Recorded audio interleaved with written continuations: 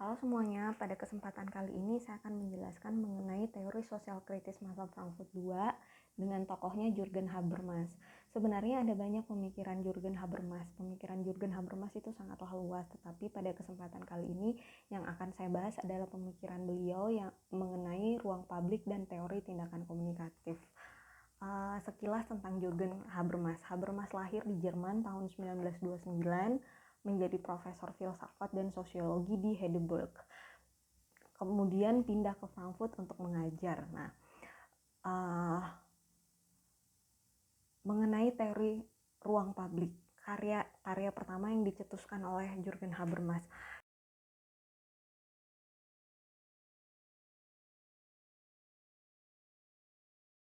Karya pertama dari Jürgen Habermas yakni ruang publik. Ruang publik yang dimaksudkan oleh Jürgen Habermas adalah ruang duduk bersama untuk menyelesaikan berbagai masalah-masalah sosial. Ruang publik juga harus bersifat bebas dari penguasaan dan penindasan. Jadi di dalam ruang publik itu semua orang bisa berkomentar tanpa perlu ada ketakutan dikuasai ataupun salah satunya menguasai, sehingga ruang publik ini bertindak sebagai sarana yang di dalamnya perlu ada pemegang kendali. Kendali apa? Kendali perubahan.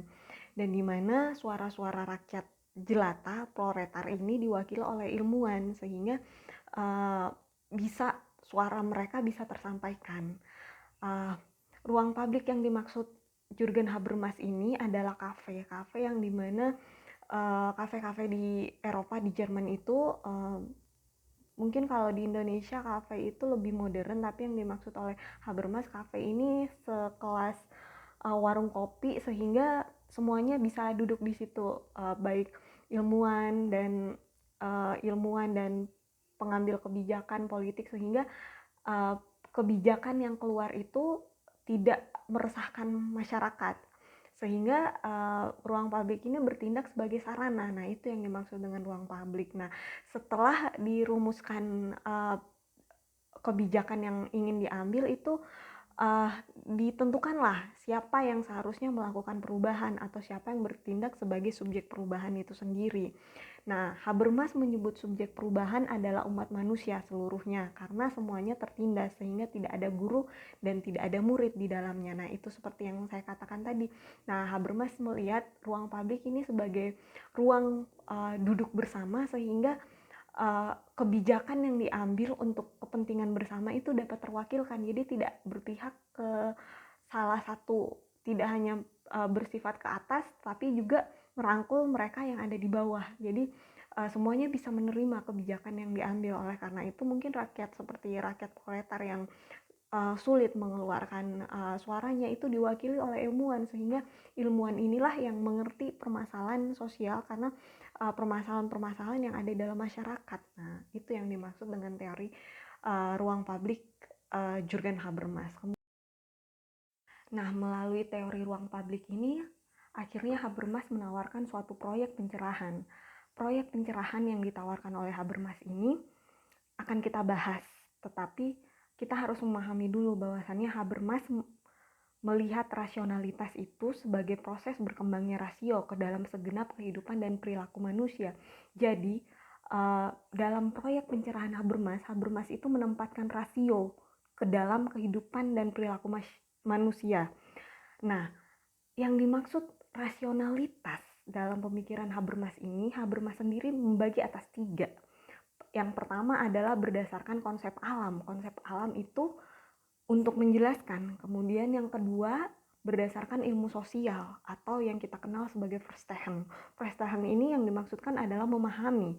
Dan yang ketiga adalah teori sosial kritis. Nah, teori sosial kritis ini sebagaimana kita ketahui, kalau biasanya common sense-nya kita berpikir, saya sering mendengar bahwasannya orang mengatakan teori sosial kritis itu hanya sekedar mengkritik, tapi yang dimaksud dari teori sosial kritis itu adalah dapat dipahami melalui kritis. Kritis itu dalam bahasa Yunani berarti kriterium. Kriterium itu berarti menganalisis. Jadi dalam hal ini kritik tidak hanya sekedar mengkritik, tetapi melakukan analisis mendalam. Analisis mendalam inilah yang dimaksudkan adalah sebagai pencerahan.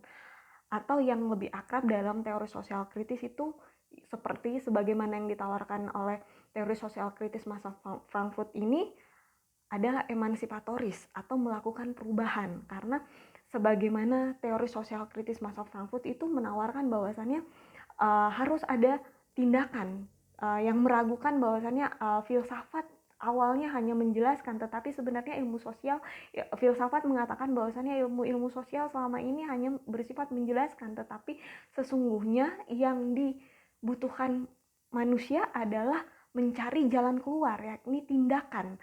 Nah, dalam hal ini Habermas sebagai pemikir teori sosial kritis masa Frankfurt II, sebagaimana pendahulunya yakni Theodor Adorno, Herbert Marcuse, dan Horkheimer juga melihat bahwasannya kita harus mengambil tindakan sebagai jalan keluar atau emansipatoris. Nah, Habermas di sini melanjutkan teori sosial kritis sebagai sosial kritis masa Frankfurt II, menawarkan sebuah teori yang kita kenal sebagai teori tindakan komunikatif.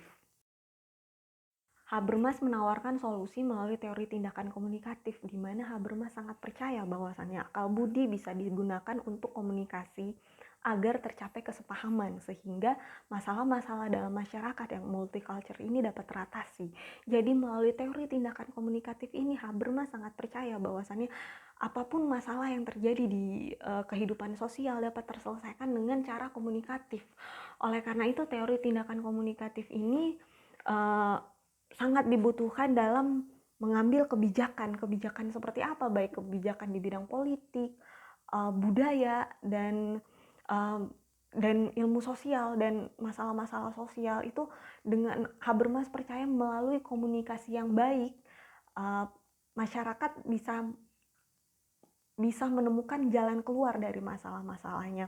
Nah, teori tindakan komunikatif ini adalah sebuah harapan baru bagi masyarakat modern, di mana kita lihat bahwasannya sering terjadi masalah baik itu demonstrasi dan kebijakan-kebijakan politik, multicultural, agama, kepercayaan dan sebagainya itu sebenarnya bisa terselesaikan dengan teori tindakan komunikatif dengan melibatkan semua elemen masyarakat, baik itu dari atas dan maupun dari bawah. Semua terangkul duduk bersama di ruang publik, kemudian menggunakan teori tindakan komunikatif sehingga semua aspirasi itu dapat tertampung dan mengambil dan mengeluarkan suatu kebijakan yang dapat diterima oleh masyarakat. Tidak hanya misalkan kenapa teori tindakan komunikatif ini sangat dibutuhkan atau sebagai harapan baru bagi masyarakat modern, karena memang dalam mengambil kebijakan menurut Habermas sebenarnya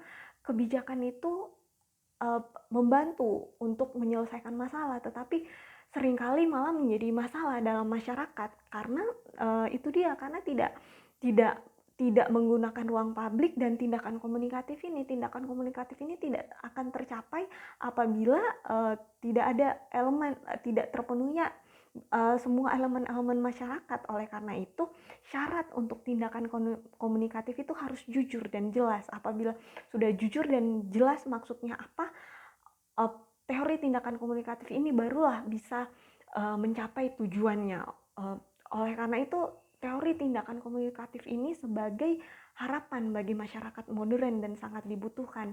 Tetapi suatu kritik untuk Habermas bahwasannya ketika beliau mengeluarkan teori tindakan komunikatifnya ini yang sebagai lab, karena ilmu sosial itu labnya adalah masyarakat.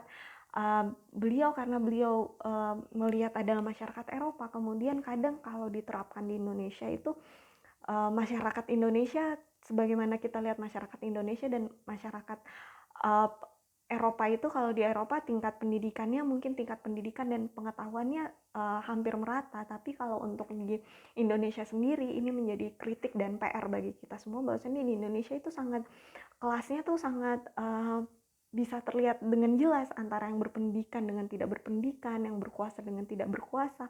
Oleh karena itu yang harus diperhatikan bahwasannya kalau teori tindakan komunikatif ini mau digunakan untuk negara-negara seperti negara-negara ketiga, itu harus melihat bagaimana menggrow up masyarakatnya uh, masyarakat, karena kita kan banyak masyarakat yang di daerah tertinggal dan berbagai macam tingkat pendidikan, jadi harus ada pendampingan apabila ingin menggunakan teori tindakan komunikatif ini. Dari masyarakat yang tertinggal harus ada pendampingan sehingga bisa menggrow up knowledge-nya agar bisa melakukan komunikatif yang baik, uh, berada di zona yang sama dengan pemikiran yang sefrekuensi, kemudian barulah berbicara masalah sosial dan kebijakan yang akan diambil. Nah, mungkin itu yang sangat menarik untuk teori tindakan komunikatif dari Habermas, yang sangat penting bagi kita yang berkecimpung di ilmu sosial.